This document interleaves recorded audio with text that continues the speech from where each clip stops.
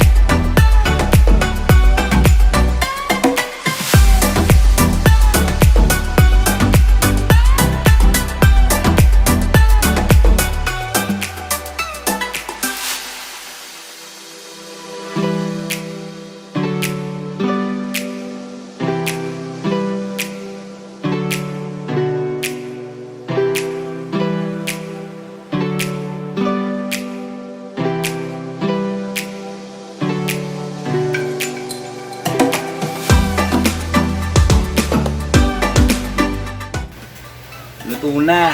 Sarap po. Guys, yan. Kita nyo ba? Ayan So guys, ayan sinamahan namin siya ng kalabasa. Ayan guys, napakasarap na tanghalian to. Kahit sa hapunan, pwede to. So guys, napakasarap to. Ayan, kung sabaw. Sandali kukuha lang ako ng kutsara. So ayan guys, guys, tignan natin. Kayo ba nakatikim na nito? Napakasarap nito guys. Yung ginataang suso. Ayan.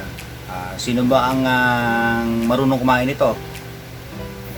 Siyempre, yung mga karaniwan ay nasa bundok at ang karaniwan yung mga nasa taga-bukid. Yan, mga sanay kumain ng ganitong susong Pilipit. Na-miss ko lang ito kaya ito yung aming niluto ngayon. Tayo nga pala ay monetize na. Ayan. Ako ay nagpapasalamat sa inyo, sa inyong lahat ng sumusuporta sa aming channel. Dating Ellen Mados Speaks and Collect. Ayan. Maraming salamat po sa inyong suporta. At hindi rin po dyan matatapos ang aming pagpapasalamat sa inyo dahil gagawa ako mismo ng video na mismong channel nyo yung aking ipopromote sa aking pagpapasalamat bilang ganti at kaunting pagganti lang naman yon mga kaibigan, mga kasama, dahil sa inyong suporta sa akin. So guys, para doon naman po sa mga bago ay kung ikaw naman ay bago pa lang sa aking channel, huwag mo namang kalimutang mag-subscribe, like, share, yan.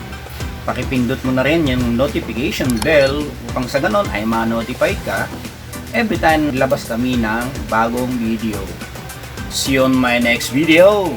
Bye-bye!